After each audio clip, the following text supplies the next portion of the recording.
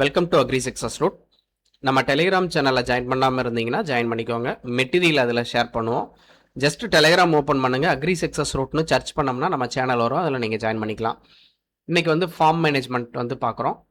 இதுலேருந்து already questions வந்து வந்திருக்கு. ஓகேவா? ஃபார்ம்னா என்னதுங்க? Farm is a piece of land.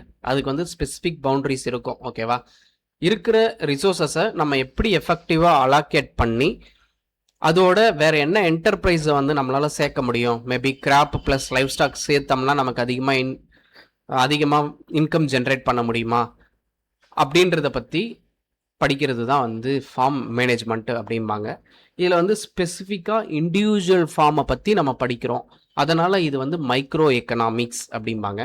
இதே வந்து ஓல் அக்ரி செக்டரை பற்றி நம்ம ஜென்ரலாக படித்தோம்னா இது வந்து மேக்ரோ எக்கனாமிக்ஸ் அப்படிம்பாங்க. இதுதான் வந்து இது ஃபுல்லாக வந்து டிஸ்கஸ் பண்ணியிருப்பாங்க. அடுத்து சில பேர் டெஃபனேஷன்ஸ் வந்து கொடுத்துருக்காங்க. எஃபெர்சன் அப்படின்றவர் வந்து என்ன சொல்லியிருப்பாருன்னா, எப்படி ஃபார்மை வந்து எஃபிசியன்சியாக ஹேண்டில் பண்ணி கண்டினியூஸாக நம்ம ப்ராஃபிட்டை வந்து ஏர்ன் பண்ணுறது அப்படின்றத வந்து சொல்லியிருப்பாரு. சேம் அதே தான் இவரும் சொல்லியிருப்பாரு. இவர் என்ன சொல்கிறாருன்னா, farm management is defined as a art of managing farm successfully அப்படின்றாங்க. இது வந்து ஒரு ஃபார்மை வந்து எப்படி எஃபெக்டிவாக மேனேஜ் பண்ணுறோம், நம்ம நல்லா மேனேஜ் பண்ணுறோமோ இல்லையோ அப்படின்றத வந்து நம்ம எப்படி மெஷர் பண்ணலாம்னா ப்ராஃபிட்டபிள்னஸை வச்சு மெஷர் பண்ணலாம் அப்படின்னு சொல்லி கிரே வந்து சொல்லியிருப்பாங்க. இந்த கொஷின் வந்து கேட்டிருக்காங்க. இந்த கொஷினும் வந்து கேட்டிருக்காங்க. இவர் என்ன சொல்லியிருப்பாருன்னா, நம்ம இது வந்து சப்டிவிஷன் ஆஃப் எக்கனாமிக்ஸ் அப்படின்றாரு ஃபார்ம் மேனேஜ்மெண்ட்டை. இது வந்து என்னென்னா allocation of limited resources. Actually resources எல்லாமே நமக்கு வந்து லிமிட்டடாக தான் இருக்கும். அதை வந்து நம்ம எப்படி வந்து எஃபெக்டிவாக அந்த வித்தின் த இண்டிவிஜுவல் ஃபார்மில் வந்து அப்ளை பண்ணுறோம், அதுதான் வந்து science of choice and decision making அப்படின்றாரு. ஃபார்ம் மேனேஜ்மெண்ட்டு என்ன சொல்கிறாரு? Science of choice and decision making அப்படின்றாரு. சொன்னது யாருன்னு பார்த்தீங்கன்னா ஹெட்டி அண்டு ஜென்சன் அப்படின்றவங்க வந்து சொல்லியிருப்பாங்க. இதோட ஆப்ஜெக்டிவ்ஸ் என்னங்க இருக்கும் ஃபார்ம் மேனேஜ்மெண்ட்டுக்கு? ஒன்றும் இல்லை, இருக்கிற ரிசோர்ஸஸை வந்து எப்படி நம்ம டிஃப்ரெண்ட் ஃபார்ம் என்டர்பிரைஸ்க்கு வந்து யூஸ் பண்ணுறோம். ஓகேவா? இது வந்து crop production plus livestock இது ரெண்டும் சேர்த்து இதுக்கு வந்து எப்படி நம்ம இருக்கிற ரிசோர்ஸஸை எஃபெக்டிவாக யூட்டிலைஸ் பண்ணுறோம் அப்படின்றத வந்து படிக்குவோம். அதுவும் இல்லாமல் இப்போ மேபி நமக்கு வந்து ஈல்டு வந்து குறைவாக இருக்குது, மேபி ப்ரெசன்ட் ப்ரொடக்ஷனில் வந்து ஈல்டு வந்து கம்மியாக இருக்குது அப்படின்னா அதுக்கு வந்து என்னென்ன ஃபேக்டர்லாம் மேபி காரணமாக இருக்கலாம், அந்த ஃபேக்டர்லாம் நம்ம எப்படி ரெக்டிஃபை பண்ணுறது, இது எல்லாமே நம்ம அப்ஜெக்டிவ்ஸாக இருக்கும். அதே மாதிரி வந்து பெஸ்ட் காம்பினேஷன் வந்து என்னவா இருக்கும், நம்ம எந்தெந்த காம்பினேஷனை வந்து ஆட் பண்ணோம்னா நமக்கு வந்து ப்ராஃபிட் வந்து ஃபார்ம்ல இருந்து அதிகமாக நம்மளால எடுக்க முடியும் அப்படின்றது தான் வந்து இதோட ஆப்ஜெக்டிவ்ஸாக இருக்க முடியும் ஃபார்ம் மேனேஜ்மெண்ட்டுக்கு. ஓகேவா? அதுதான் இங்கே சொல்கிறாங்க. அடுத்து ஃபார்ம் மேனேஜ்மெண்ட் டிசிஷன்ஸ்ன்றாங்க. இதுல இருந்து கொஷின்ஸ் வந்து கேட்டிருக்காங்கங்க. இதில் வந்து ஃபஸ்ட்டு வந்து ஆர்கனைசேஷனல் டிசிஷன்ஸ் அப்படின்றாங்க. இந்த ஆர்கனைசேஷனல் டிசிஷன்ஸே வந்து ரெண்டாக பிரிக்கிறாங்க. ஒன்று வந்து ஆப்ரேஷனல் மேனேஜ்மெண்ட் டிசிஷன்வாங்க, இன்னொன்று வந்து ஸ்ட்ராட்டஜிக் மேனேஜ்மெண்ட் டிசிஷன்வாங்க. இது ரொம்ப சிம்பிள் தான். ஆப்ரேஷனல் மேனேஜ்மெண்ட் டிசிஷன்னா ஒன்றும் இல்லை, டே டு டே ஆக்டிவிட்டீஸில் வந்து நான் என்னென்ன பண்ணுறேன், வேற என்ன சேஞ்ச் பண்ணலாம் அப்படின்றத வந்து ஃப்ரீக்வெண்ட்டாக நம்ம என்னென்ன ஆக்டிவிட்டீஸ் பண்ணுவோமோ அதில் வந்து சின்ன சின்ன சேஞ்சஸ் பண்ணுறதுக்கு பேர் தான் வந்து ஆப்ரேஷனல் மேனேஜ்மெண்ட் டிசிஷன்றாங்க. இது வந்து அதான் சொல்கிறாங்க, லெஸ் இன்வெஸ்ட்மெண்ட், இதுக்கு வந்து எந்த இன்வெஸ்ட்மெண்ட்டும் தேவைப்படாது, இது வந்து நம்ம ஆல்ரெடி மோர் ஃப்ரீக்வெண்ட்லியாகவே இருக்கும் அப்படின்றாங்க. அதில் ஏதாவது சேஞ்சஸ் பண்ணோம்னா இது ஆப்ரேஷனல் மேனேஜ்மெண்ட்ன்றாங்க. இதுதான் என்னென்னா, நான் என்ன ப்ரொடியூஸ் பண்ணணும், எவ்வளோ ப்ரொடியூஸ் பண்ணணும் அப்படின்றது வந்து படிக்கிறது வந்து ஆப்ரேஷனல் மேனேஜ்மெண்ட் டிசிஷன். ஓகேவா? இது வந்து இதுக்கு இன்னொரு பேர் இருக்குது, இது வந்து டாக்டிக்கல் டிசிஷன்ஸ் சொல்லுவாங்க. இதெல்லாம் கேட்பாங்க. டாக்டிக்கல் டிசிஷன் வந்து எதை சொல்கிறாங்கன்னா ஆப்ரேஷனல் மேனேஜ்மெண்ட் டிசிஷனை வந்து சொல்கிறாங்க. ஆப்ரேஷனல் மேனேஜ்மெண்ட் டிசிஷனுக்கு மேலே பார்த்தோம்னா ஆர்கனைசேஷனல் மேனேஜ்மெண்ட் டிசிஷன் கீழே தான் வந்து ஆப்ரேஷனல் மேனேஜ்மெண்ட் டிசிஷன் வரும். ஓகேவா? இதுதான் எக்ஸாம்பிள் பார்த்தீங்கன்னா உங்களுக்கு புரியும். சீட்ஸு ஃபெர்டிலைசர்ஸ் வந்து நம்ம எவ்வளோ செலக்ட் பண்ணுறோம், sowing, time of sowing, harvesting, irrigation schedule, இது எல்லாமே வந்து ஆப்ரேஷனல் மேனேஜ்மெண்ட் டிசிஷன் கீழே வரும். அடுத்து ஸ்ட்ராட்டஜிக் மேனேஜ்மெண்ட் டிசிஷன்லாம் ஒன்றும் இல்லை, இது வந்து நம்ம ஒரு ஹெவி இன்வெஸ்ட்மெண்ட் வந்து தேவைப்படும், இது வந்து நம்ம அடிக்கடி நம்மளால பண்ண முடியாது, இது வந்து நம்ம ஒரு முறை பண்ணோம்னா அது வந்து பர்மனெண்ட்டாக இருக்கும், அதுதான் வந்து இங்கே ஸ்ட்ராட்டஜிக் மேனேஜ்மெண்ட் டிசிஷனில் வரும். எக்ஸாம்பிள் பார்த்தோம்னா உங்களுக்கு புரியும். இப்போ புதுசாக ஒரு மெஷினரி வாங்குகிறோம், இல்லைனா ஒரு ஃபார்ம் பில்டிங்கை வந்து நம்ம கன்ஸ்ட்ரக்ட் பண்ணுறோம், இந்த மாதிரி ஒரு பர்மனெண்ட் இம்ப்ரூவ்மெண்ட்ஸ் வந்து நம்ம பண்ணோம்னா இது வந்து ஸ்ட்ராட்டஜிக் மேனேஜ்மெண்ட் டிசிஷன். ஓகேவா? அடுத்து வந்து administrative management decision. Administrative management டிசிஷன்னா ஒன்றும் இல்லை. இப்போ நம்மக்கிட்ட எத்தனை லேபர் இருக்காங்கன்னா அவங்களுக்கு வந்து ஒர்க்கை வந்து நம்ம அலாட் பண்ணுறது, ஃபார்ம் ரெக்கார்ட்ஸ்லாம் மெயின்டைன் பண்ணுறது, அந்த ஒர்க்கர்ஸை வந்து சூப்பர்வைஸ் பண்ணுறது, ஃபார்மோட எக்ஸ்பெண்டிச்சரை வந்து நம்ம கண்ட்ரோல் பண்ணுறது, இந்த மாதிரி ஆக்டிவிட்டீஸ் எல்லாம் நம்ம பண்ணோம்னா இது வந்து அட்மினிஸ்ட்ரேட்டிவ் மேனேஜ்மெண்ட் டிசிஷன் அப்படின்றாங்க. இந்த கொஷின் வந்து ஆல்ரெடி கேட்டிருந்தாங்க. சூப்பர்விஷன் அண்ட் அக்கௌண்டிங் வந்து எந்த டிசிஷனில் வரும் அப்படின்னு கேட்டிருந்தாங்க. இது வந்து அட்மினிஸ்ட்ரேட்டிவ் மேனேஜ்மெண்ட் டிசிஷன் கீழே வரும். அடுத்து மார்க்கெட்டிங் மேனேஜ்மெண்ட் டிசிஷன்றாங்க. இது வந்து ஒன்றும் இல்லை. இந்த டிசிஷன் வந்து என்விரான்மெண்ட்டை பொறுத்து சேஞ்ச் ஆகும். நம்ம அந்த லோக்கலைஸ்டு என்விரான்மெண்ட்டில் வந்து நமக்கு என்ன தேவையோ அது வந்து நம்ம ப்ரொடியூஸ் பண்ணுவோம். அதே மாதிரி வந்து பையிங் செல்லிங் ஆக்டிவிட்டீஸை வந்து நம்ம டிசைட் பண்ணுறது எல்லாமே மார்க்கெட்டிங் மேனேஜ்மெண்ட் டிசிஷனில் வந்துடும். இப்போ வந்து ப்ரொடக்ஷன் எக்கனாமிக்ஸ்க்கும் ஃபார்ம் மேனேஜ்மெண்ட்டுக்கும் என்ன வித்தியாசம் அப்படின்றத வந்து இங்கே டேபிளரில் போட்டு கொடுத்துருக்காங்க. நம்ம இந்த ஃபார்ம் மேனேஜ்மெண்ட்டு சொல்லும் போது ஸ்டார்டிங்லேயே நம்ம சொன்னோம், நம்ம ஒரு இண்டிவிஜுவல் ஃபார்மை வந்து நம்ம எப்படி ரிசோர்ஸஸை வந்து எஃபெக்டிவாக யூட்டிலைஸ் பண்ணி அது வந்து ஃபார்மோட இன்கம்மை நம்ம ஜென்ரேட் பண்ணுறோம் அப்படின்றத பற்றி படிக்கிறது தான் வந்து ஃபார்ம் மேனேஜ்மெண்ட். அதனால தான் இங்கே வந்து இன்ட்ரா ஃபார்ம் ஸ்டடி அப்படின்றாங்க. இன்ட்ரா ஃபார்ம் ஸ்டடினா நம்ம ஃபார்மை வந்து நம்ம ஸ்டடி பண்ணுறோம். ஓகேவா? இன்டர் ஃபார்ம் ஸ்டடினா வேற வேற ஃபார்ம் கூட வந்து நம்ம கம்பேர் பண்ணி ஓல் அக்ரிகல்ச்சரெல்லாம் படித்தோம்னா இதுக்கு வந்து இன்டர் ஃபார்ம் ஸ்டடின்றாங்க. இந்த ப்ரொடக்ஷன் எக்கனாமிக்ஸ் ஃபார்ம் மேனேஜ்மெண்ட்டில் பார்த்தோம்னா இப்போ ப்ரொடக்ஷன் எக்கனாமிக்ஸ் வந்து பார்த்தோம்னா அதில் வந்து அக்ரி செக்டாரை வந்து ஓல் அக்ரி செக்டராக நம்ம வந்து படிப்போம். அதனால் ஓல் அக்ரி செக்டாராக நம்ம ஜென்ரலைஸ்டாக படிக்கிறதுனால இது வந்து மேக்ரோ எக்கனாமிக்ஸ் வந்து இதில் வந்து இன்வால்வ் ஆகும். ஓகேவா? இது வந்து மோர் ஆர் லெஸ் வந்து இது வந்து தியரிட்டிக்கல் கான்செப்ட் தான் இந்த ப்ரொடக்ஷன் எக்கனாமிக்ஸ்ன்றது. அதே மாதிரி வந்து input output relationship, production function, cost principle, இந்த மாதிரி நிறைய ஆக்டிவிட்டீஸ் எல்லாமே இந்த அக்ரிகல்ச்சரல் ப்ரொடக்ஷன் எக்கனாமிக்ஸில் வந்து இன்வால்வ் ஆகும். சேம் அதே தான் எப்படி வந்து நம்ம ரிசோர்ஸஸை வந்து எஃபெக்டிவாக எப்படி அலோகேட் பண்ணுறது, இந்த மாதிரி இன்டர்ஃபார்ம் ஸ்டடி பண்ணி நம்ம எப்படி டெவலப் பண்ணுறது அப்படின்ற மாதிரி படித்தோம்னா இது வந்து ப்ரொடக்ஷன் எக்கனாமிக்ஸுங்க. ஃபார்ம் மேனேஜ்மெண்ட்னா இண்டிவிஜுவல் ஃபார்மை வந்து ஸ்பெசிஃபிக்காக படிப்போம். அது ஸ்பெசிஃபிக்காக பார்த்தோம்னா நம்ம கிராப் பிளானிங் எப்படி, லேபர் மேனேஜ்மெண்ட் எப்படி பண்ணலாம், ஃபார்ம் ரெக்கார்ட்ஸ் எப்படி மெயின்டைன் பண்ணுறது, இந்த மாதிரி வந்து நம்ம ஸ்பெசிஃபிக்காக படிப்போம். எல்லாத்துக்குமே சேம் தான். ப்ராஃபிட் வந்து நம்ம இன்க்ரீஸ் பண்ணாதான் நம்ம மோட்டோவாக இருக்கும். அதோட ஃபேமிலி வெல்ஃபேராகவும் இருக்கும். இது வந்து நம்ம ஸ்பெசிஃபிக்காக படிக்கிறதுனால இது வந்து மைக்ரோ எக்கனாமிக்ஸ் அப்படிம்பாங்க. Production economics more or less வந்து தியரிட்டிக்கலாக தான் இருக்கும். ஆனால் ஃபார்ம் மேனேஜ்மெண்ட் வந்து நம்ம எவ்ரி ஆக்டிவிட்டிஸ் வந்து அப்ளை பண்ணி அதோட ரிசல்ட்டை வந்து பார்ப்போம். இது வந்து ப்ராக்டிக்கலாக இருக்கும் அப்படின்றாங்க. ஓகேவா? இன்ட்ரா ஃபார்ம் ஸ்டடி வந்து பண்ணுவோம். ஏன்னா நம்ம ஃபார்மை எப்படி டெவலப் பண்ணுறதுன்றது மட்டும்தான் நம்ம மோட்டோ. அதுதான் வந்து இங்கே இந்த டேபிளில் ஃபுல்லாக கொடுத்துருக்காங்க. ஓகேவா? இதில் வந்து ஃபார்ம் மேனேஜ்மெண்ட்டில் வந்து சில பிரின்சிபல்ஸ் வந்து இன்வால்வ் ஆகுது அப்படின்றாங்க. எனக்கு தெரிஞ்ச இதில் law of variable proportion, diminishing returns வந்து நம்ம ஆல்ரெடி பார்த்துட்டோம். இதுக்கு வந்து இன்னொரு பேர் இருக்குங்க, law of life itself அப்படிம்பாங்க. இதெல்லாமே கூட கேட்கலாம், நல்ல கொஷின்ஸ். இந்த ஃபேக்டர் சப்ஸ்டிடியூஷன் வந்து நம்ம ஃபேக்டர் ரிலேஷன்ஷிப்பில் பார்த்தாச்சு. ப்ராடக்ட் சப்ஸ்டிடியூஷனும் நம்ம பார்த்துட்டோம். ஆப்பர்ச்சுனிட்டி காஸ்ட் பிரின்சிபலும் நம்ம பார்த்துட்டோம். ஈக்கி மார்ஜினல் ரிட்டர்ன்ஸும் நம்ம பார்த்துட்டோம். இது மட்டும் பார்த்துருக்க மாட்டோம். கம்பேரிட்டிவ் அட்வான்டேஜும் டைம் கம்பேரிசன் பிரின்சிபல் மட்டும் பார்த்துருக்க மாட்டோம். இது மட்டும் நம்ம கொஞ்சம் டெப்த்தாக பார்ப்போம். இதெல்லாம் நம்ம பார்த்ததுனால ஒரு மேலோட்டமாக நம்ம பார்த்துருவோம். ஃபர்ஸ்ட் பார்க்கறது வந்து லா ஆஃப் டிமினிஷிங் ரிட்டர்ன்ஸ் அப்படின்றாங்க. லா ஆஃப் டிமினிஷிங் ரிட்டர்ன்ஸ் இது வந்து சொன்னது யாருன்னு பார்த்தீங்கன்னா மார்ஷல். அவர் சொல்லியிருப்பாரு. இவர் என்ன சொல்கிறாருன்னா, மோர் அண்ட் மோர் லேபர் வந்து ஆக்சுவலி நம்மக்கிட்ட இருக்கிற ஒரு லேண்ட் வந்து ஃபிக்ஸ்டு ரிசோர்ஸஸ், அதில் வந்து நம்ம லேபர் வந்து மோர் அண்ட் மோர் லேபரை வந்து யூஸ் பண்ணுறோம். அப்படி யூஸ் பண்ணுறதுனால அவுட்புட் வந்து ஃபஸ்ட்டு இன்க்ரீஸ் ஆகுது. பட்டு சேம் ப்ரொப்போர்ஷனில் வந்து இன்க்ரீஸ் ஆகலை. ஒரு சர்டைன் பாயிண்ட்டை வந்து ரீச் ஆன அப்புறம் அடிஷ்னல் இன்புட் வந்து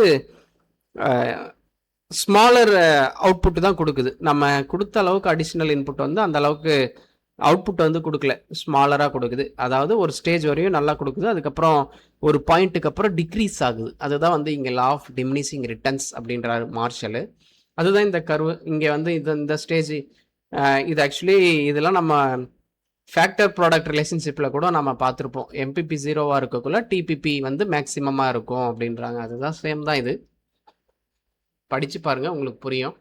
ஆனால் இதுக்கு வந்து சில எக்ஸம்ஷன் வந்து கொடுத்துருக்காங்க.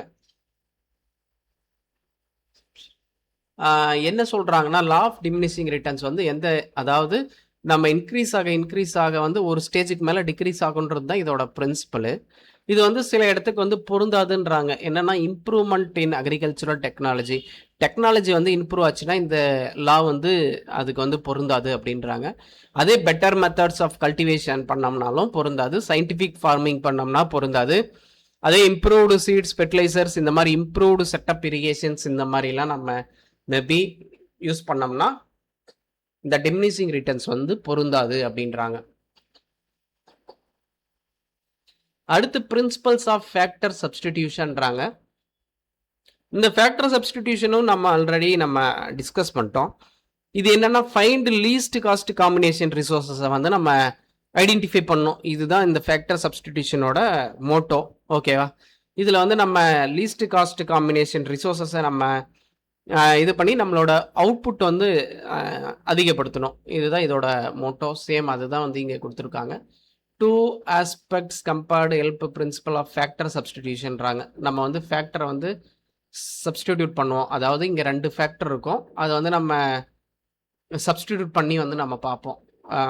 எது எவ்வளோ காம்பினேஷனில் வந்து நம்ம அதை இது பண்ணலாம், எந்த ரிசோர்ஸஸ் வந்து அதிகமாக பண்ணலாம், 2 ரிசோர்ஸஸை வந்து கம்பேர் பண்ணி எது எவ்வளோ யூஸ் பண்ணலாம் அப்படின்றத வந்து நம்ம படிப்போம். இதுக்கு சில இது கொடுத்துருக்காங்க. MRTS, marginal rate of technical substitution. ஃபேக்டர்னு வந்தால் இங்கே டெக்னிக்கல் வந்துடும். ப்ராடக்ட் வந்தால் marginal rate of product substitution வந்துடும். ஓகேவா? இது சில ஏடிஐ எக்ஸாமில் கேட்ட மாதிரி தெரியுது. எம்ஆர்டிஎஸ் வந்து ப்ரைஸ் ரேஷியோவோட அதிகமாக இருக்குது அப்படின்னா நம்ம வந்து என்ன பண்ணோம்னா substitute more of added resources அப்படின்றாங்க. இதே வந்து லெஸ் தென் ப்ரைஸ் ரேஷியோவாக இருந்துச்சுன்னா நம்ம சப்ஸ்டிடியூஷனை வந்து ரெடியூஸ் பண்ணணும் அப்படின்றாங்க. ஆப்டிமம் காம்பினேஷன் வந்து MRTS is equal to price ratio. இதுதான் வந்து ஆப்டிமம் அப்படின்றாங்க. அடுத்து நம்ம பார்க்குறது வந்து ப்ராடக்ட் சப்ஸ்டிடியூஷன். ப்ராடக்ட் சப்ஸ்டிடியூஷன்னா ஒன்றும் இல்லை, ஆப்டிமம் ப்ராடக்ட் காம்பினேஷன் வந்து நமக்கு எது அப்படின்றத வந்து நம்ம செலக்ட் பண்ணுவோம். இதுவுமே நம்ம பார்த்துட்டோம். ப்ராடக்ட் ரிலேஷன்ஷிப்பில் வந்து நம்ம ஆல்ரெடி பார்த்துருக்கோம். இது வந்து ஆப்டிமம் ப்ராடக்டை வந்து நம்ம செலக்ட் பண்ணி நம்ம ரிட்டர்ன்ஸ் வந்து அதிகமாக எடுக்கணும். இதுதான் வந்து இதோட கான்செப்ட். இதுக்குமே சில ரூல்ஸ் வந்து கொடுத்துருக்காங்க. இது வந்து மார்ஜினல் ரேட் ஆஃப் ப்ராடக்ட் சப்ஸ்டிடியூஷனுங்க. கிரேட்டர் தென் ப்ரைஸ் ரேஷியோவாக இருந்துச்சுன்னா என்னென்னா maybe produce more one product and less other product அப்படின்றாங்க. எக்ஸ் ஒயின் 2 ப்ராடக்ட் வந்து நம்ம ப்ரொடியூஸ் பண்ணுறோம்னா ப்ரைஸ் ரேஷியோட எம்ஆர்பிஎஸ் அதிகமாக இருந்துச்சுன்னா நம்ம வந்து ஃபஸ்ட்டு ப்ராடியூஸ் தான் வந்து நமக்கு அதிக ப்ரைஸ் வந்து இருக்கும். அதனால் வந்து எக்ஸை வந்து அதிகமாகவும் ஒய்யை வந்து நம்ம கம்மியாகவும் ப்ரொடியூஸ் பண்ணணும். இதே வந்து லெஸ் தென் ப்ரைஸ் ரேஷியோவாக இருந்துச்சுன்னா எக்ஸ் வந்து கம்மியாக ப்ரொடியூஸ் பண்ணணும், ஒய்யை வந்து அதிகமாக ப்ரொடியூஸ் பண்ணணும். அதுதான் இங்கே சொல்கிறாங்க. இது ஈக்குலிபிரியம் அக்கர்ஸ் அப்படின்னா ரெண்டுமே வந்து சேமாக இருக்கும். இது வந்து MRPS is equal to product price ratio. இதுதான் வந்து நமக்கு வந்து ப்ராஃபிட் எங்கே இருக்குன்னா இந்த ஈக்குலிபிரியம் ரேஷியோவில் தான் இருக்கும். அடுத்து equi marginal returns. Equi marginal ரிட்டர்ன்ஸ்னால் ஒன்றும் இல்லை, நம்ம இருக்கிற லிமிட்டட் இன்புட்ஸை வந்து நம்ம எப்படி எஃபெக்டிவாக அலோகேட் பண்ணுறோம், அலோகேட் பண்ணி நம்ம வந்து மேக்ஸிமம் இன்கம் வந்து எப்படி ஜென்ரேட் பண்ணுறோம் அப்படின்றது தான். அதாவது நம்மக்கிட்ட இருக்கிற லாஸ்ட் ரிசோர்ஸஸை கூட நம்ம வந்து ஈக்குவலாக நம்ம பிரித்து போட்டு நம்ம அதிகமாக வந்து ப்ராஃபிட் எடுக்கணும். அதுதான் ஈக்குவல்ன்றது தான் ஈக்யூ மார்ஜினல் ரிட்டர்ன்ஸ். இருக்கிற ரிசோர்ஸை வந்து நம்ம ஈக்குவலாக வந்து இது பண்ணுவோம். அதுதான் இங்கே சொல்கிறாங்க. இதுக்கு வந்து MPP marginal variable product is equal to marginal factor cost அப்படின்றாங்க. இந்த இடம் தான் வந்து மேக்ஸிமம் ப்ராஃபிட் அப்படின்றாங்க. இதே வந்து கிரேட்டர் தென்னாக இருந்துச்சுன்னா இன்க்ரீஸ் பண்ணணும் இன்புட்டை. இதே வந்து லெஸ் தென்னாக இருந்துச்சுன்னா நம்ம இன்புட்டை வந்து டிக்ரீஸ் பண்ணணும் அப்படின்றாங்க. இது வந்து ஒரு ரூல். இது அப்படியே நீங்கள் ஞாபகம் வச்சுக்கோங்க. அடுத்து வந்து ஆப்பர்ச்சுனிட்டி காஸ்ட் பிரின்சிபல். ஆப்பர்ச்சுனிட்டி காஸ்ட்னா நம்ம ஆல்ரெடி வந்து நம்ம பார்த்துருக்கோம். இப்போ நம்ம 2 கிராப் வந்து க்ரோ பண்ணுறோம். நம்ம ஒரு கிராப் வந்து கண்டினியூஸாக நம்ம க்ரோ பண்ணிட்டு இருக்கோம். எப்பயுமே நம்ம வீட்டு தான் வந்து க்ரோ பண்ணிட்டு இருக்கோம்னு வச்சுக்கோங்களேன். வீட்டு வந்து நமக்கு வந்து ஒரு ஏக்கருக்கு வந்து ஒரு 40,000 நமக்கு வந்து இன்கம் வருதுன்னு எடுத்துக்கோங்க எக்ஸாம்பிளுக்கு. இதே வந்து நம்ம ரைஸ் க்ரோ பண்ணோம்னா நமக்கு ஒரு 50,000 வரும் அப்படின்ற மாதிரி தெரிஞ்சுன்னா நம்ம வீட்டை ஸ்கிப் பண்ணிட்டு ரைஸை வந்து க்ரோ பண்ணுவோம். ஓகேவா? இருக்கிற அந்த 40,000 ஆப்பர்ச்சுனிட்டியை வந்து நம்ம விட்டுட்டு அதோட பெஸ்ட் ஆப்பர்ச்சுனிட்டியை வந்து சூஸ் பண்ணுறோம். இந்த மாதிரி சூஸ் பண்ணுறதுக்கு பேர் தான் வந்து ஆப்பர்ச்சுனிட்டி காஸ்ட். பெஸ்ட் ஆப்பர்ச்சுனிட்டியை நம்ம செலக்ட் பண்ணோம்னா அதுக்கு வந்து ஆப்பர்ச்சுனிட்டி காஸ்ட் அப்படின்றாங்க. அதுதான் இங்கே சொல்கிறாங்க. Opportunity cost is the income. ஓகேவா? இது வந்து income that could have been received if the input had been used most profitable alternative use அப்படின்றாங்க. மோஸ்ட் ப்ராஃபிட் நம்ம செலக்ட் பண்ணது வந்து மோஸ்ட் ப்ராஃபிட்டாக இருக்கும். அதுதான் வந்து ஆப்பர்ச்சுனிட்டி காஸ்ட்ன்றாங்க. நான் வந்து கிராப்பில் சொல்லியிருக்கேன். இது வந்து எதில் அப்ளை பண்ணாலும் அது வந்து பொருந்தும். ஓகேவா? இதை வந்து இன்னொரு பேர் வந்து ரியல் காஸ்ட் அப்படின்றாங்க. ஓகேவா? இது வந்து என்ன பண்ணுன்னா நெக்ஸ்ட் பெஸ்ட் ஆப்பர்ச்சுனிட்டி எதுன்றதை வந்து நம்ம செலக்ட் பண்ணுவோம். அதுதான் இங்கே ஆப்பர்ச்சுனிட்டி காஸ்ட் அப்படின்றாங்க. ஆப்பர்ச்சுனிட்டி காஸ்ட் பேஸ் பண்ணி நம்ம வந்து டிசிஷனை வந்து சேஞ்ச் பண்ணிடுவோம். அதான் இங்கே சொல்கிறாங்க.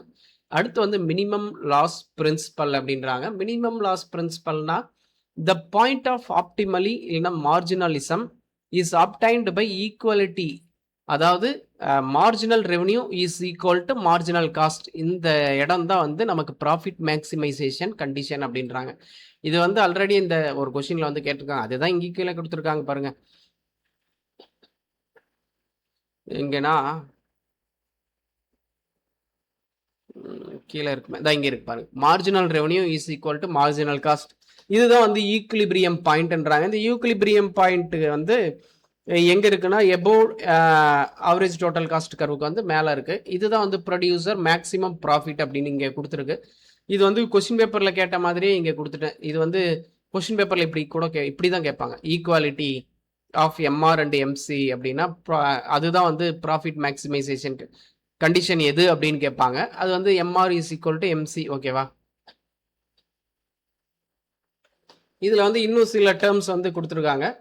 இது வந்து minimum loss principle explain how the producer minimise losses under adverse price என்விரான்மெண்ட்ன்றாங்க. இது வந்து நம்ம லாஸை வந்து எப்படி மினிமைஸ் பண்ணலாம் அப்படின்றத பற்றி படிக்கிறது தான் மினிமம் லாஸ் பிரின்சிபல்ன்றாங்க. இங்கே வந்து சில கண்டிஷனு சுச்சுவேஷன் டிசிஷன் கொடுத்துருக்காங்க. இதை வந்து நீங்கள் அப்படியே வந்து மெமரைஸ் பண்ணிக்க வேண்டியதான்.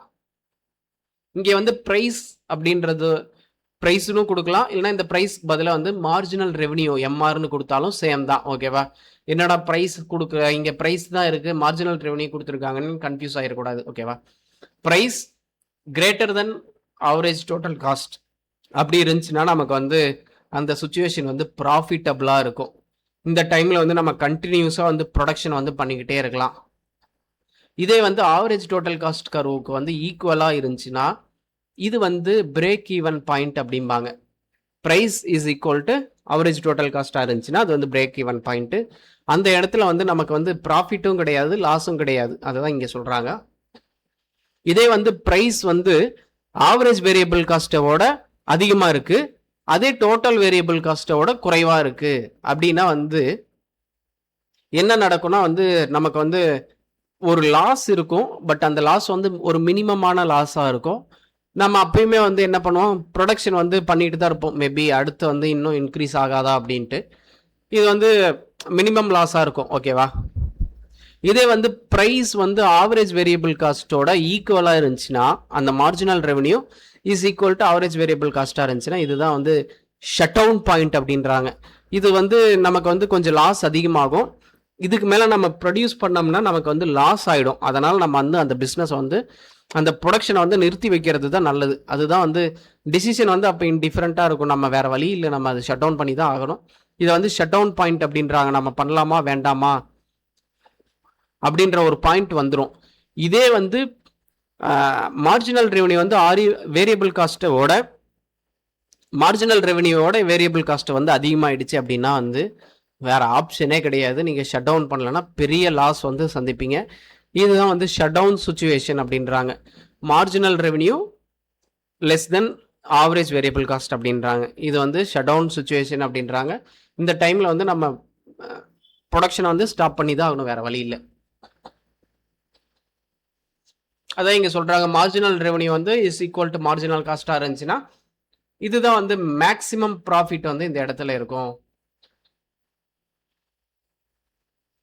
அதே வந்து லாங் ரன் கண்டிஷன் அப்படி இருந்துச்சுன்னா, நம்ம லாங் ரன் கண்டிஷனாக இருந்தால் நமக்கு வந்து ஆவரேஜ் டோட்டல் காஸ்ட்டோட ப்ரைஸ் வந்து அதிகமாக இருந்தாலும் சரி, அதாவது மார்ஜினல் ரெவன்யூ சொல்கிறாங்க, இல்லை ஈக்குவலாக இருந்தாலுமே நமக்கு வந்து பிரச்சனை இல்லை.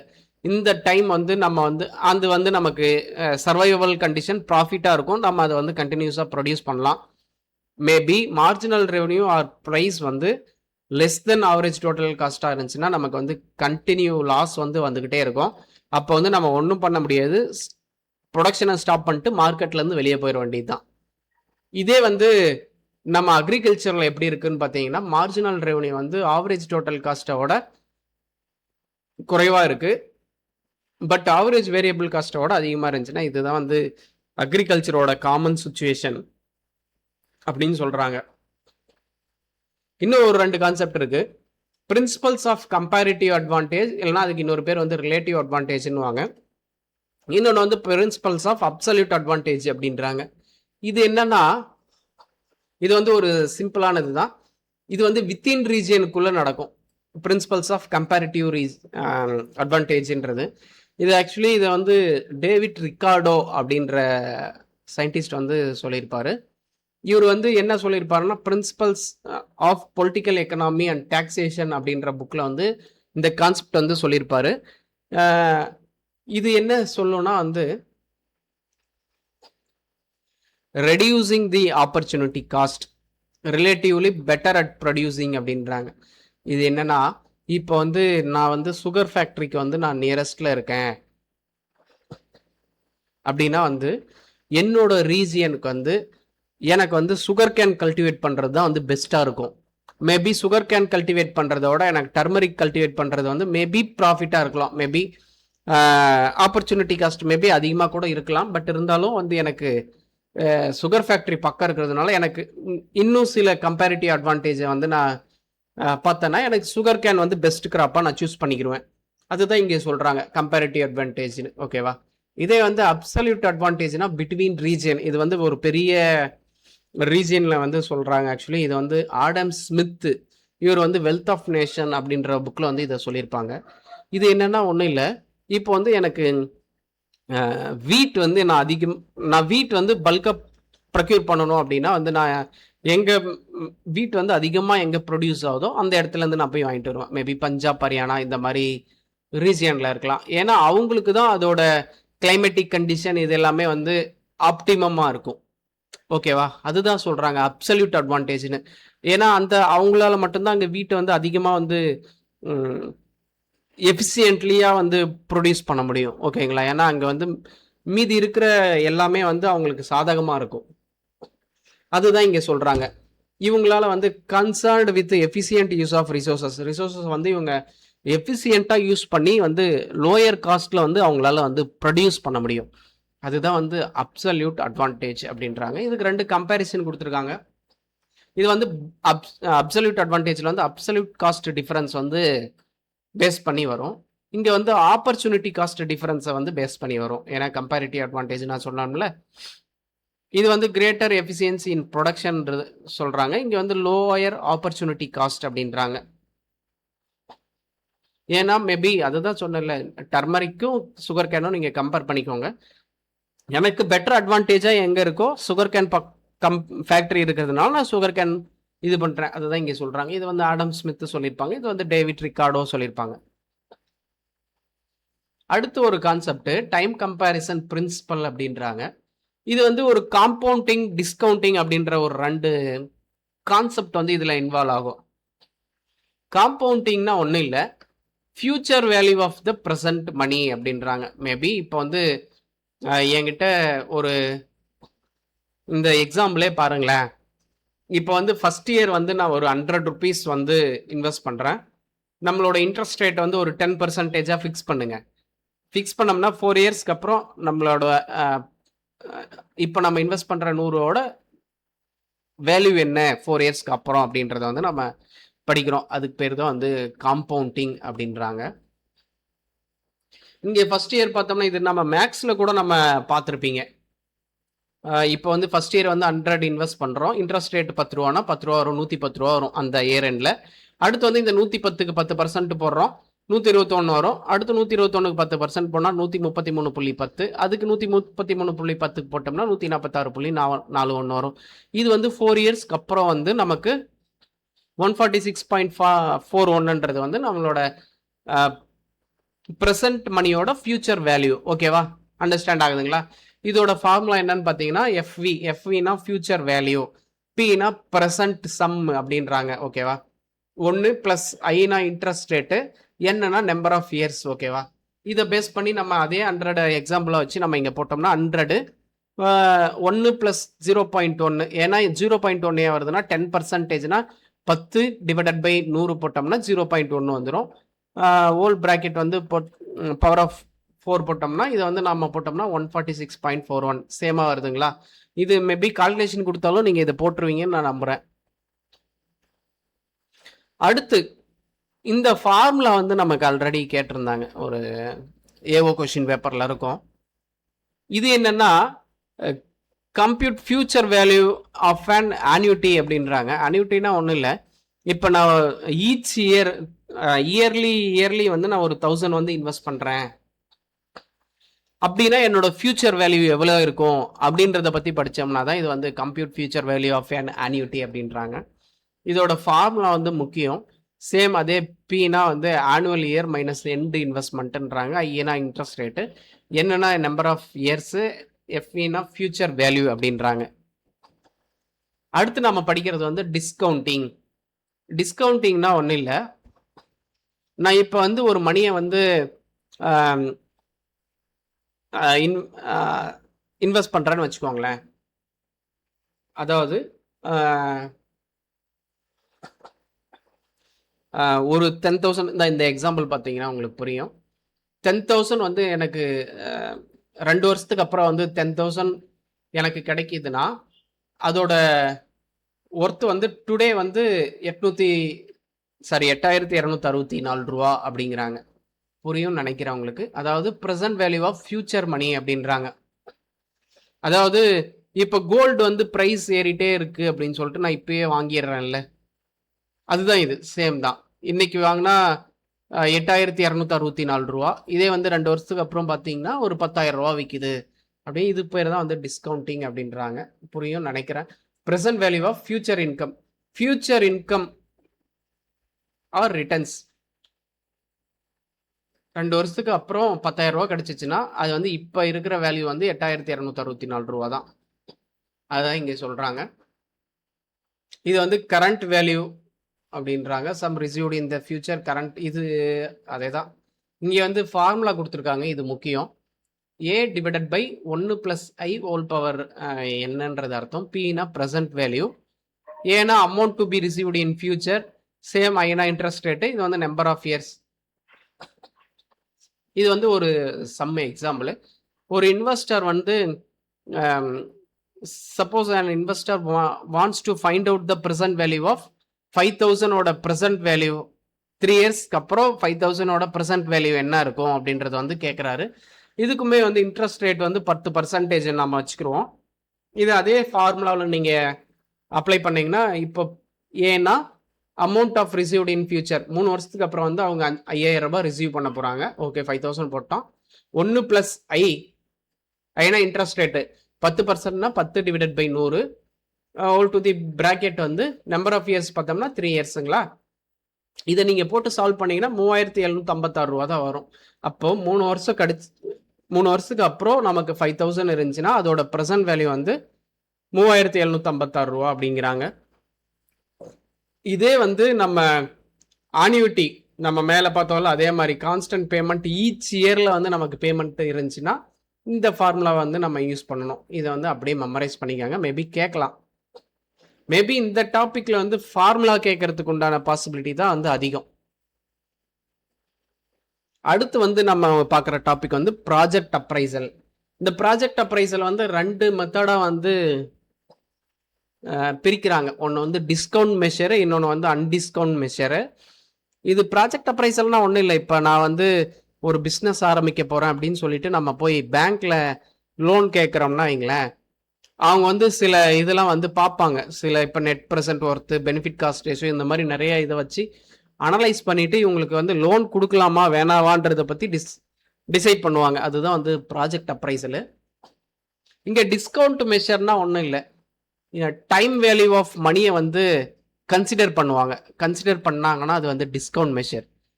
அந்த டைம் வேல்யூ ஆஃப் மணின்றது தான் நம்ம படிச்சோமே, காம்பவுண்டிங் டிஸ்கவுண்டிங்னு, அதுதான் இது. அன்டிஸ்கவுண்ட் மெஷர்னா அந்த டைம் வேல்யூ ஆஃப் மணியை வந்து கன்சிடர் பண்ணலைன்னா அது வந்து அன்டிஸ்கவுண்ட் மெஷர்ன்றாங்க. இதுல இருந்து கொஸ்டின்ஸ் வந்து கேட்டிருக்காங்க. இது எப்படி கேட்டாங்கன்னா, அன்டிஸ்கவுண்ட் மெஷர் என்ன அப்படின்றது வந்து ஒரு 4 ஆப்ஷன் கொடுத்துட்டு இதுல எது அப்படின்றத வந்து சூஸ் பண்ணோம். 4 ஆப்ஷன் என்ன கொடுத்துருப்பாங்க, net present worth, benefit cost ratio, internal rate of return, payback period. இந்த மாதிரி ஏதோ ஒன்று கொடுத்துட்டோம்னா இதுக்கு ஆப்ஷன் வந்து பேபேக் பீரியட். இதை வந்து நம்ம சூஸ் பண்ணோம். இதில் வந்து டிஸ்கவுண்ட் மெஷரில் எது வரும், அன்டிஸ்கவுண்ட் மெஷரில் எது வரும் அப்படின்றத வந்து நீங்கள் மெமரைஸ் பண்ணிக்கணும், வேற வழி இல்லை. கீழே பார்த்தோம்னா கூட உங்களுக்கு புரியும். நெட் ப்ரெசென்ட் ஒர்த் அப்படி இல்லைன்னா நெட் ப்ரெசென்ட் வேல்யூ அப்படின்னா என்னன்னா மெஷர். இது வந்து எதை மெஷர் பண்ணுதுன்னா net gain or loss from the project after discounting all future காஸ்ட்டை வந்து நம்ம டிஸ்கவுண்ட் பண்ணி பார்த்தோம்னா returns to the present value அப்படின்றாங்க.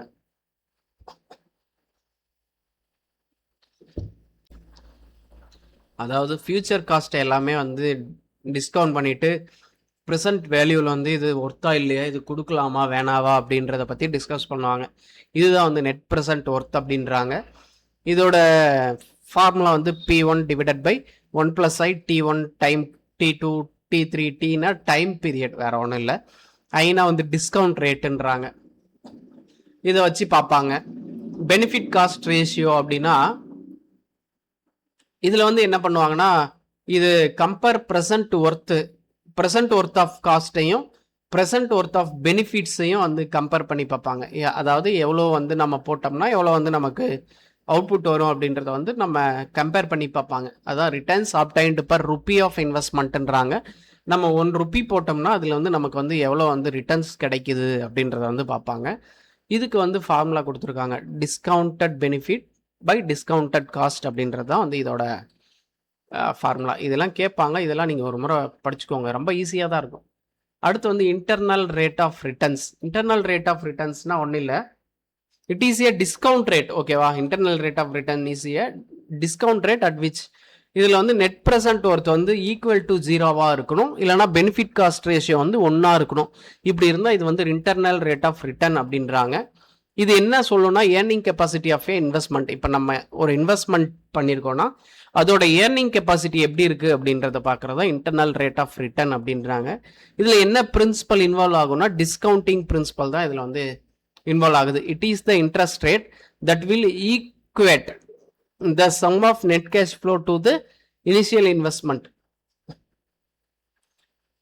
அதான் சொல்றாங்க. அடுத்து provide knowledge actual rate of return from the ப்ராஜெக்ட்லேருந்து எவ்வளோ வந்து நமக்கு வந்து ரிட்டர்ன்ஸ் வரும் அப்படின்றதெல்லாம் இதில் சொல்கிறாங்கன்றாங்க. இதுக்கு இன்னொரு பேர் இருக்குது, marginal efficiency of capital yield on the investment அப்படின்றாங்க. Also called marginal efficiency of the capital அப்படின்லாம், இல்லைனா ஈல்ட் ஆஃப் த இன்வெஸ்ட்மெண்ட் அப்படின்றாங்க. இது வந்து சில கண்டிஷன்ஸ், நம்மளோட ப்ராஜெக்டை வந்து பேங்க் வந்து அக்செப்ட் பண்ணலாமா இல்லை ரிஜெக்ட் பண்ணலாமா அப்படின்றதுக்கு வந்து சில கண்டிஷன்ஸ் வந்து கொடுத்துருக்காங்க. இது வந்து பெனிஃபிட் காஸ்ட் ரேஷியோ வந்து 1 அதிகமாக இருந்துச்சுன்னா அவங்க வந்து நம்மளோட பிஸ்னஸ் வந்து ப்ராஃபிட்டாக போகும்னு அர்த்தம். அவங்க வந்து அக்செப்ட் பண்ணிக்குவாங்க, நமக்கு வந்து லோன் கொடுப்பாங்க. இதே 1 லெஸ் குறைஞ்சிருச்சுன்னா அது வந்து ரிஜெக்ட் பண்ணிடுவாங்க. மேபி ஈக்குவல் டு 1 இருந்துச்சுன்னா நோ ப்ராஃபிட் நோ லாஸ்ன்றாங்க. கொடுக்கறது கொடுக்காததும் பேங்க்கோட விஷயம். அடுத்து நெட் ப்ரெசென்ட் ஒர்த்து சேம் அதே 0 அதிகமாக, அதாவது பாசிட்டிவ் வேல்யூவில் இருந்துச்சுன்னா பெனிஃபிட்டாக இருக்கும், நெகட்டிவ் வேல்யூ போச்சுன்னா பிஸ்னஸ் வந்து லாஸ் ஆகும் அப்படின்னு அர்த்தம். அதே இன்டர்னல் ரேட் ஆஃப் ரிட்டர்னுமே வந்து மோர் தென் டிஸ்கவுண்ட் ரேட் ஆப்பர்ச்சுனிட்டி காஸ்ட்டாக இருந்துச்சுன்னா நமக்கு வந்து அக்செப்ட் பண்ணுவாங்க, லோன் கொடுப்பாங்க. லெஸ் தானாக இருந்துச்சுன்னா கொடுக்க மாட்டாங்க. ப்ராஃபிட்டபிலிட்டி இண்டெக்ஸ் அப்படின்றாங்க. இதுவுமே மோர் தென் 1னா கொடுப்பாங்க, லெஸ் தென் 1னா நமக்கு கொடுக்க மாட்டாங்க. அதான் இங்கே சொல்கிறாங்க. அடுத்து நம்ம வந்து அன்டிஸ்கவுண்டட் மெஷர் பார்த்துருவோம். பேபேக் பீரியட் அப்படின்றாங்க. Payback period is the number of years needed to cumulative returns to the equal the original investment அப்படின்றாங்க. இப்போ நம்ம ஒரு இன்வெஸ்ட்மெண்ட் நம்ம போட்டு ஒரு பிஸ்னஸ் ஸ்டார்ட் பண்ணோம்னா அந்த இன்வெஸ்ட்மெண்ட்டோட அமௌண்ட்டை எடுக்கிறதுக்கு வந்து எவ்வளோ நாள் ஆகும் அப்படின்றத பற்றி படிக்கிறது தான் வந்து பேபேக் பீரியட் அப்படின்றாங்க. இது வந்து ஐ/ஈன்னுவாங்க. Investment of the project rupees annual net cash revenue எவ்வளோ வருது அப்படின்றத வந்து பார்ப்பாங்க. அடுத்து ரேங்கிங் பை இன்ஸ்பெக்ஷன் அப்படின்றாங்க. இது வந்து ஒன்றும் இல்லை, ரேங்கிங் பை இன்ஸ்பெக்ஷன்னா வந்து பார்ப்பாங்க. என்ன பண்ணுவாங்கன்னா இது வந்து size of cost, length of cash flow, இந்த மாதிரி சில டேர்ம்ஸை வச்சுக்கிட்டு இவங்க வந்து அதை வந்து ரேங்க் பண்ணி பார்ப்பாங்க. இது ஒத்து வருமா வராதா. இது வந்து ஒரு அப்சர்வேஷன் அண்ட் பர்சனல் ஜட்ஜ்மெண்ட்டுன்றாங்க. அவங்களே கெஸ் பண்ணிவிட்டு இது மேபி இது சரியாக இருக்கும் அப்படின்னு அவங்க வந்து ஜட்ஜ் பண்ணாங்கன்னா மேபி உங்களுக்கு வந்து லோன் வந்து சேங்ஷன் பண்ணலாம். இதில் வந்து நோ டீட்டெயில்டு எக்கனாமிக் கால்குலேஷன்ஸ்லாம் வந்து எதுவுமே இருக்காது. இது வந்து ஒரு சிம்பிள் குவாலிட்டேட்டிவ் மெத்தட் அப்படிங்கிறாங்க. அடுத்து ப்ராசஸ் பை ருபி அவுட்லே அப்படின்றாங்க. It indicates the amount of return obtained by every rupee spend. Actually நம்ம ஒரு ரூபாய்க்கு வந்து நமக்கு எவ்வளோ வந்து அவுட்புட் வரும் அப்படின்றத பற்றி படிக்கிறோம். டோட்டல் ப்ராசீட்ஸ் பை டோட்டல் அவுட்லே அப்படின்றாங்க. இது வந்து ஒன்னோட அதிகமாக இருந்துச்சுன்னா ப்ராஃபிட்டபுளாக போயிட்டு இருக்கு அப்படின்னு அர்த்தம். இதுக்கு இன்னும் சில பேர் சொல்கிறாங்க இன்புட் அவுட்புட் ரேஷியோன்னுவாங்க, இல்லைனா ரிட்டர்ன் காஸ்ட்டு ரேஷியோ அப்படின்றாங்க. அடுத்து வந்து ஆவரேஜ் ஆனுவல் ப்ரோசீட்ஸ் ருபி அவுட்லே அப்படின்றாங்க. இது வந்து பர் ஆனம்க்கு வந்து அதாவது ஆனுவல் ரிட்டர்ன் எவ்வளோ இருக்கும் அப்படின்னு படித்தோம்னா இதுக்கு பேர் வந்து average annual proceed rupee outlay அப்படின்றாங்க. அதுதான் average annual returns, average annual cost அப்படிங்கிறாங்க. இதை தான் வந்து average annual proceed rupee outlay அப்படின்றாங்க. சில எம்சிக்யூ வந்து கொடுத்துருக்கேன். ஆக்சுவலி மேலே நம்ம என்ன டிஸ்கஸ் பண்ணோமோ சேம் அதே தான், அதை ஒட்டி தான் இருக்கும். ஆப்ரேஷனல் மேனேஜ்மெண்ட் டிசிஷனுக்கு இன்னொரு பேர் வந்து டாக்டிக்கல் டிசிஷன்றாங்க. ஆப்ரேஷனல் மேனேஜ்மெண்ட் டிசிஷனுக்கு எக்ஸாம்பிள் வந்து சீடு இல்லைனா ஃபெர்டிலைசர் வந்து நம்ம செலக்ட் பண்ணுறது பற்றி படித்தோம்னா அது வந்து ஆப்ரேஷனல். இதே ஸ்ட்ராட்டஜிக் மேனேஜ்மெண்ட் டிசிஷனில் வந்து என்ன வரும்னா ஹெவி இன்வெஸ்ட்மெண்ட், மேபி பில்டிங், இந்த மாதிரி இரிகேஷன் ஃபெசிலிட்டி, இந்த மாதிரி எதனா பர்மனன்ட் ஸ்ட்ரக்சர் கிரியேட் பண்ணோம்னா இது வந்து ஸ்ட்ராட்டஜிக் மேனேஜ்மெண்ட்டில் வந்துடும். ஃபார்ம் மேனேஜ்மெண்ட் வந்து மைக்ரோ எக்கனாமிக், இந்த கொஸ்டின்லாம் வந்து கேட்டிருக்காங்க. Agricultural production economics deals with. இதே வந்து அக்ரிகல்ச்சரல் ப்ரொடக்ஷன் எக்கனாமிக்ஸ் வந்து இன்டர் ஃபார்ம் ஸ்டடி வந்து பண்ணோம். ஃபார்ம் மேனேஜ்மெண்ட் வந்து இன்ட்ரா ஃபார்ம் ஸ்டடின்றது வந்து நம்ம ஆல்ரெடி பார்த்துட்டோம். டிமினிஷிங் ரிட்டர்ன்ஸ் வந்து எதுக்கு வந்து பொருந்தாது அப்படின்றாங்க. சயின்டிஃபிக் ஃபார்மிங் பண்ணோம்னா அங்கே வந்து டிமினிஷிங் ரிட்டர்ன்ஸ் வந்து அந்த லா வந்து பொருந்தாது. இதே வந்து மேக்ஸிமம் ப்ராஃபிட் எங்கே இருக்குன்னு பார்த்தீங்கன்னா எம்பிபி எப்போவுமே வந்து மேக்ஸிமம் ப்ராஃபிட் அப்படின்னாங்கன்னா மேபி ஈக்குவல் டு எந்த இடத்துல இருக்கோ அங்கே தான் வந்து மேக்ஸிமம் ப்ராஃபிட் வந்து எப்பயுமே நமக்கு தெரியலனா கூட ஈக்குவல் எங்கே இருந்துச்சுன்னா அங்கே வந்து நீங்கள் கண்ணை மூடிட்டு நீங்கள் போட்டு வந்துடலாம். ஆப்பர்ச்சுனிட்டி காஸ்ட்டுக்கு வந்து இன்னொரு பேர் வந்து ரியல் காஸ்ட்ன்றாங்க. ஷட் டவுன் பாயிண்ட், இங்கே வந்து ஷட் டவுன் பாயிண்ட் வந்து ஈக்குவல்ட்டில் தான் வருது. அதுவும் இதை நீங்கள் கம்பேர் பண்ணாதீங்க, இது வந்து வேரியபிள் காஸ்ட்டுங்க. இங்கே பார்த்தோம்னா இதுக்கு வந்து ஒரு கர்வ் கூட இருக்குது, நான் அதை ஆக்சுவலி உங்களுக்கு கொடுக்கல. அது வந்து ஷட் டவுன் பாயிண்ட்னுவாங்க, இது மேலேயே நம்ம கொடுத்துருக்கு. இதே வந்து comparative advantage theory is given by யார் கொடுத்துருக்காங்கன்னா டேவிட் ரிக்கார்டோ கொடுத்துருப்பாரு. இதில் வந்து டிஸ்கவுண்ட்டு ப்ராஜெக்ட் அப்ரைசல் எதுன்னு பார்த்தீங்கன்னா வந்து பெனிஃபிட் காஸ்ட் ரேஷியோ. இதில் வந்து internal rate of returns ratio which net present worth வந்து எப்படி இருக்கும், 0வா இருக்கும். இது வந்து இன்புட் அவுட்புட் ரேஷியோன்னு வாங்க, ஏன்னா proceed per rupee outlay is called input output ratio. ஓகேவா. இதே வந்து ஆவரேஜ் ஆனுவல் எடுத்தோம்னா அதே வந்து annual return per rupee spend அப்படின்னு வந்துடும். இதில் வந்து அட்மினிஸ்ட்ரேட்டிவ் மேனேஜ்மெண்ட் டிசிஷன் என்னன்னு பார்த்தீங்கன்னா ஃபார்ம் அக்கௌண்டிங். இந்த கொஷின் கூட கேட்டிருக்காங்க ஒரு முறை. லா ஆஃப் டிமினிஷிங் ரிட்டர்ன்ஸ் வந்து எதில் ஆப்ரேட் ஆகும்னா இதில் ஆக்சுவலி லா ஆஃப் டிமினிஷிங் ரிட்டர்ன்ஸில் வந்து ஒரு ஃபேக்டர் வந்து ஏதாச்சும் ஒரு ஃபேக்டர் வந்து ஃபிக்ஸ்டாக இருக்கும், நம்ம ஒன்றை மட்டும் வெரி பண்ணி தான் பார்ப்போம். அதுதான் வந்து இங்கே லா ஆஃப் டிமினிஷிங் ரிட்டர்ன்ஸ். இது எல்லாமே நம்ம ஆல்ரெடி நிறைய முன்னாடி கிளாஸ்லேயே வந்து நம்ம பார்த்துருக்கோம். இனி ஃபேக்டர் சப்ஸ்டிடியூஷனில் வந்து எம்ஆர்டிஎஸ் கிரேட்டர் தென் ப்ரைஸ் ரேஷியோவாக இருந்துச்சுன்னா சப்ஸ்டிடியூட் மோர் ஆஃப் ஆடட் ரிசோர்ஸஸ்ன்றாங்க. Opportunity cost refers to return from the next best ஆல்டர்னேட்டிவ்ன்றாங்க. அதுதான் இங்கே சொன்னல வீட்டு ரைஸ் எக்ஸாம்பிள் வச்சு நம்ம பார்த்துருப்போம். Which method consider time value of money அப்படின்றாங்க. Internal rate of returns. ஓகேவா. இது வந்து மார்ஜினல் எஃபிஷியன்சி ஆஃப் கேபிட்டல்னு சொல்லுவாங்க இன்டர்னல் ரேட் ஆஃப் ரிட்டர்ன்ஸை. shutdown points occur minimum point. Shutdown point occurs at a minimum point of actually இது வந்து அந்த கர்வு பார்த்தீங்கன்னா உங்களுக்கு புரிஞ்சிருக்கும். அந்த கர்வை நான் வேணா இருங்க ஒரு நிமிஷம் காமிக்கிறேன். இந்த கர்வை பார்த்தீங்கன்னா உங்களுக்கு புரியும். இங்க பாருங்க மினிமம் பாயிண்ட் ஏவிசி கர்வோட மினிமம் பாயிண்ட் தான் வந்து இங்கே ஷட் டவுன் பாயிண்ட் அப்படின்றாங்க. அதுதான் வந்து இங்கேயுமே கொடுத்துருப்பாங்க. இங்கே பார்த்தீங்கன்னா ஏவிசி கர்வோட மினிமம் பாயிண்ட் தான் ஷட் டவுன் பாயிண்ட் அப்படின்றாங்க. Which condition indicates maximum profit? இது வந்து ஆல்ரெடி இந்த கொஸ்டினும் கேட்டிருக்காங்க. Marginal revenue is equal to marginal cost. ஓகேவா? இதே வந்து price falls below average variable காஸ்ட்டோட இதாகிடுச்சுன்னா நம்ம வந்து ப்ரொடக்ஷனை வந்து ஸ்டாப் பண்ணணும் அப்படிங்கிறாங்க. சரி, ஓகே, வீடியோ லென்த்தாக போயிடுச்சு. நம்ம நெக்ஸ்ட் கிளாஸில் வந்து இந்த ஃபார்மிங் சிஸ்டம் பற்றி நம்ம நெக்ஸ்ட் கிளாஸில் வந்து பார்ப்போம். மெட்டீரியல் வந்து நான் டெலிகிராமில் வந்து போஸ்ட் பண்ணிடுறேன். நீங்கள் ரெஃபரன்ஸ்க்கு வந்து யூஸ் பண்ணிக்கோங்க. Okay, thank you.